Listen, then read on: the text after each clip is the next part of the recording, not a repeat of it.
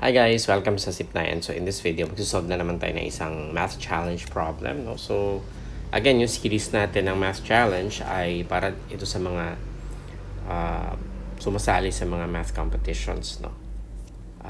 Tignan natin yung tanong dito. No? What is the last digit of 2 raised to the 2020 when written in standard form?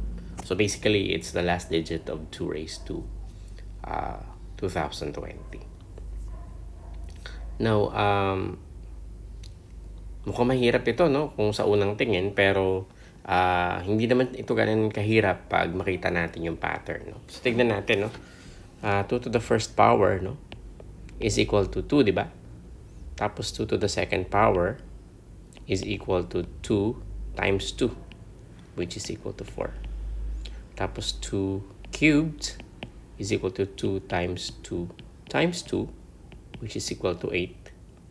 And then 2 to the fourth, 2 times 2 times 2 times 2, 16, di ba?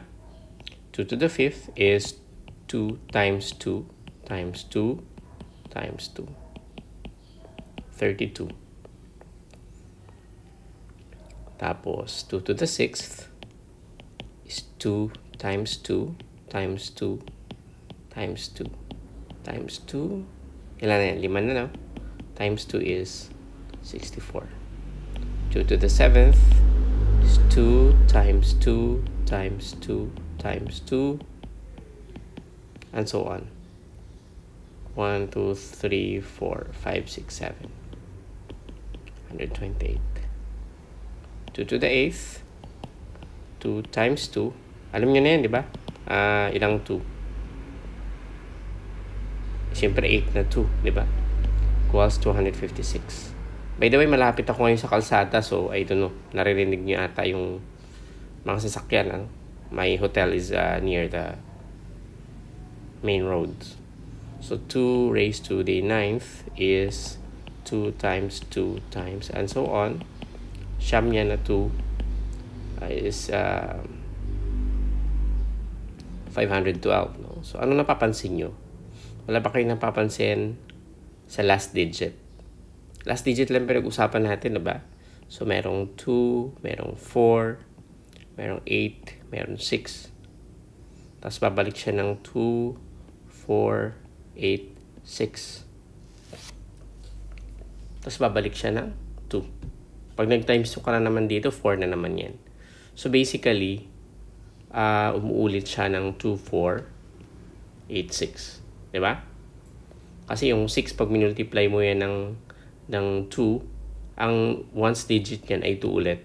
Tapos paulit-ulit lang siya. Okay? So, yan yung pattern natin, no? 2, 4, 8, 6.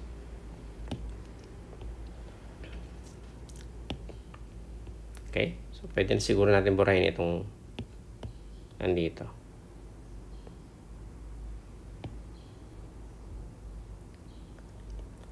Okay, so lipat natin dito. So, pwede natin tignan yung pattern din ng so, pag 2 to the first, 2 siya, tapos 2 to the second, 4 yung kanyang last digit. 2 cubed is 8, 2 to the fourth is 6. Diba? Or kung gusto nyo, pwede natin ito ilipat sa kanan.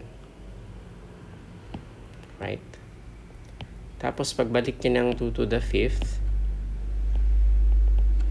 2 ulit siya. Tapos, 2 to the sixth, 2 to the seventh, 2 to the eighth.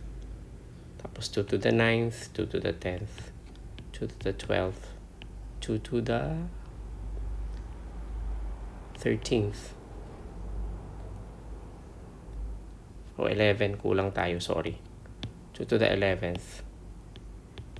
2 to the 12th, 2 to the 13th, 2 to the 14th, 2 to the 15th, 2 to the 16th, 2 to the 17th, 2 to the 18th, 2 to the 19th, 2 to the 20th.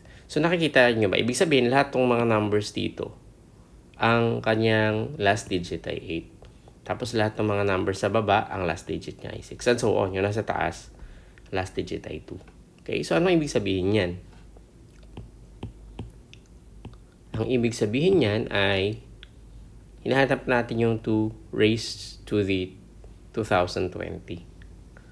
Saan kaya sa tingin nyo? Pwede yung pag-isipan. Pwede yung i-pause yung video, no? Okay, so sana na-pause nyo at napag-isipan nyo. Notice that the numbers dito sa pang-apat na row ay they are divisible by 4, di ba? 4, 8, 12, 16, and 20. Ngayon, yung 2020 is also divisible by 4. Meaning, yung 2020 ay nandito siya sa row na to. 2 raised to the 2020. So, ibig sabihin yung last digit niyan ay 6. Which means that the answer is 6. Okay, so sana ay naintindihan ninyo, no, yung pagpapaliwanag ko dito. And sana meron kayo natutunan dito sa ating bagong video. Okay, so yan lang muna. And gusto kayong invite sa Sipnayan, yung ating website, sipnayan.com, at yung ating YouTube channel, youtube.com/user/sipnayanph. Madami tayong videos, no, so I strongly suggest that you subscribe, no, dahil we have more than 1,000 videos already as of this recording. See you.